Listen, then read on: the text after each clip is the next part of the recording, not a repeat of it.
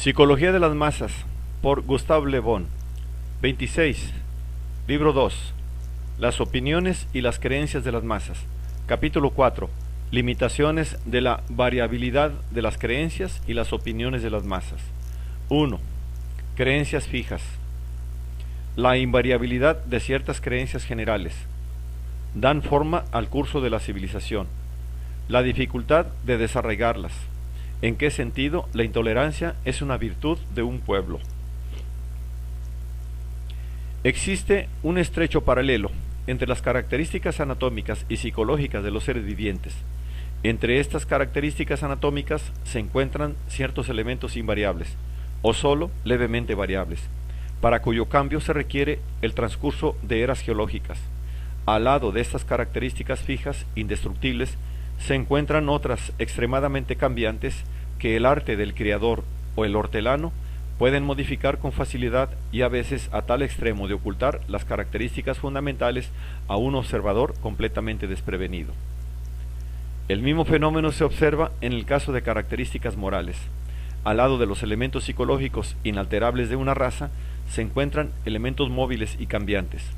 Por esta razón, al estudiar las creencias y las opiniones de un pueblo, siempre se detecta la presencia de un basamento fijo sobre el cual se extienden opiniones tan cambiantes como la arena superficial sobre una roca. Las opiniones y las creencias de las masas pueden ser divididas, entonces, en dos clases muy diferentes. Por un lado tenemos las grandes creencias permanentes que perduran por varios siglos y sobre las cuales toda una civilización puede descansar. Tales fueron en el pasado, por ejemplo, el feudalismo, la cristiandad y el protestantismo, y tales son, en nuestro tiempo, el principio nacional y las ideas democráticas y sociales. Por otro lado, están las opiniones transitorias, cambiantes, resultantes, por regla, de concepciones generales, a las cuales toda época ve nacer y desaparecer. Ejemplos de ellas son las teorías que modelan la literatura y las artes, aquellas, por ejemplo, que produjeron el romanticismo, el naturalismo, el misticismo, etc. Opiniones de este orden son, por regla general, tan superficiales y cambiantes como la moda. Pueden ser comparadas con las ondas que incesantemente aparecen y desaparecen en la superficie de un lago profundo. Las grandes creencias generalizadas son muy restringidas en número. Su surgimiento y caída marcan los puntos culminantes de la historia de cada raza histórica. Constituyen el verdadero marco de la civilización. Es fácil imbuir la mente de las masas con una opinión pasajera, pero muy difícil implantar en ellas una creencia perdurable. Sin embargo, una creencia como esta última, una vez establecida, es igualmente difícil de desarraigar. Por lo general, solo puede ser cambiada al precio de violentas revoluciones. Y hasta las revoluciones pueden servir solo cuando la creencia ha perdido casi simultáneamente su influencia sobre las mentes de los hombres. En un caso así, las revoluciones sirven para terminar de barrer a un lado aquello que ya ha sido casi desechado, pero que la fuerza del hábito impide abandonar por completo. El comienzo de una revolución es, en realidad, el fin de una creencia. El momento preciso en que una gran creencia es condenada resulta fácilmente reconocible. Es el momento en que su valor comienza a ser cuestionado. Toda creencia general, siendo poco más que una ficción, solo puede sobrevivir bajo la condición de que no sea sujeta a examen.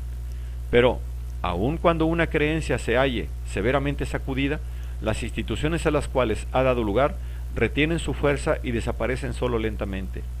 Finalmente, cuando la creencia ha perdido completamente su poder, todo lo que descansaba sobre ella pronto se convierte en ruinas.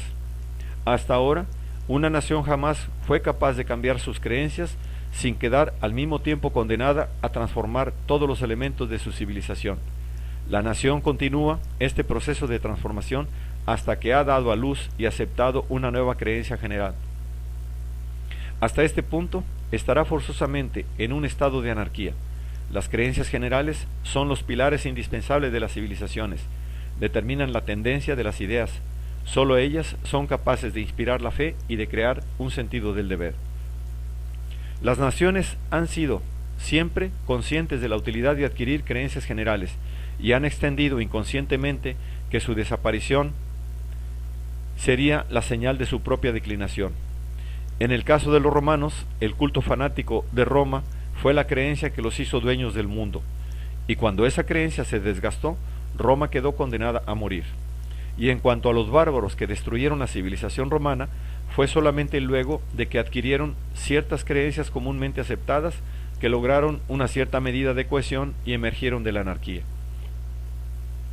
Evidentemente, no es por nada que las naciones siempre han manifestado intolerancia en la defensa de sus opiniones. Esta intolerancia, por más abierta que esté a la crítica desde el punto de vista filosófico, representa en la vida de un pueblo la más necesaria de las virtudes. Fue por fundar o sostener creencias generales que tantas víctimas fueron enviadas a la hoguera en la Edad Media, y tantos inventores e innovadores murieron en la desesperación aun cuando hayan escapado del martirio. También es en defensa de tales creencias que el mundo ha sido escenario de los más graves desórdenes y que tantos millones de hombres han muerto y seguirán muriendo sobre el campo de batalla. Existen grandes dificultades en la manera de establecer una creencia general, pero cuando la misma está definitivamente implantada, su poder es invencible por un largo tiempo y se impone sobre las más luminosas inteligencias, por más falsa que sea filosóficamente. ¿No han acaso los pueblos europeos considerado incontrovertibles por más de 15 siglos leyendas religiosas que, examinadas de cerca, eran tan bárbaras como las de Moloch? El pavoroso absurdo de la leyenda de un dios que se toma venganza por la desobediencia de una de sus criaturas, infligiendo horribles torturas a su hijo, ha permanecido sin ser percibida durante muchos siglos. Genios tan potentes como un Galileo, un Newton y un Leibniz nunca supusieron ni por un instante que la verdad de tales dogmas podía llegar a ser cuestionada.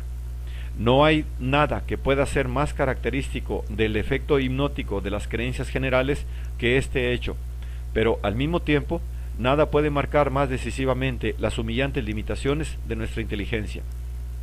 Tan pronto como un nuevo dogma es implantado en la mente de las masas, se convierte en la fuente de inspiración de la cual evolucionan sus instituciones, sus artes y su modo de existencia.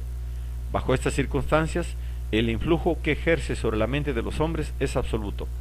Los hombres de acción no tienen pensamiento alguno más allá del de realizar la creencia aceptada. Los legisladores no van más allá de aplicarla, mientras que filósofos, artistas y hombres de letras se ocupan solamente de expresarla bajo varias formas. De la creencia fundamental pueden surgir ideas accesorias pasajeras, pero siempre llevarán la impronta de la creencia de la cual han surgido. La civilización egipcia, las civilizaciones europeas de la Edad Media, la civilización musulmana de los árabes, son todas el resultado de un pequeño número de creencias religiosas que han dejado su huella hasta en los menos importantes elementos de estas civilizaciones, permitiendo así su inmediato reconocimiento. Es así que, gracias a las creencias generales, los hombres de todas las épocas están envueltos en una red de tradiciones, opiniones y costumbres que los vuelven semejantes y de cuyo yugo no pueden liberarse. Las personas son guiadas en sus conductas sobre todo por sus creencias y por la costumbre que son la consecuencia de esas creencias. Estas creencias y costumbres regulan los más pequeños actos de nuestra existencia y el espíritu más independiente no puede escapar a su influencia. La tiranía ejercida inconscientemente sobre la mente de los hombres es la única tiranía real, porque no puede ser combatida. Tiberio, Gengis Khan y Napoleón fueron seguramente grandes tiranos, pero desde la profundidad de sus tumbas, Moisés, Buda, Jesús y Mahoma han ejercido sobre el alma humana un despotismo por lejos más profundo. Una conspiración puede derrocar a un tirano, pero ¿qué puede hacer contra una creencia firmemente establecida? En su violenta lucha contra el catolicismo romano, la Revolución Francesa ha sido derrotada, y esto a pesar del hecho que la simpatía de la masa estaba aparentemente de su lado, y a pesar de haber recurrido a medidas destructivas tan despiadadas como las de la Inquisición. Los únicos verdaderos tiranos que la humanidad ha conocido han sido siempre el recuerdo de sus muertos y las ilusiones que se ha forjado. El absurdo filosófico que con frecuencia distingue a las creencias generales nunca ha sido un obstáculo para su triunfo. Más aún, el triunfo de tales creencias parecería imposible sin la condición de ofrecer algún absurdo misterioso. Consecuentemente, la evidente debilidad de las creencias socialistas de la actualidad no impedirá que triunfen entre las masas. Su real inferioridad frente a todas las creencias religiosas consiste solamente en que el ideal de felicidad prometido en estas últimas, al ser realizable tan solo en una vida futura, ha estado más allá del poder de refutación de cualquiera. El ideal socialista de felicidad, al estar orientado a ser concretado sobre la tierra, hará que la vanidad de sus proezas aparezca, ni bien se realicen los primeros esfuerzos por realizarlo, y simultáneamente la nueva creencia perderá enteramente su prestigio. Su fuerza, por consiguiente, sólo crecerá hasta el día en que, habiendo triunfado, comience su realización práctica. Por esta razón, mientras la nueva religión ejerce el comienzo, como todas las que le han precedido, una influencia destructiva, en el futuro no será capaz de jugar un papel creativo.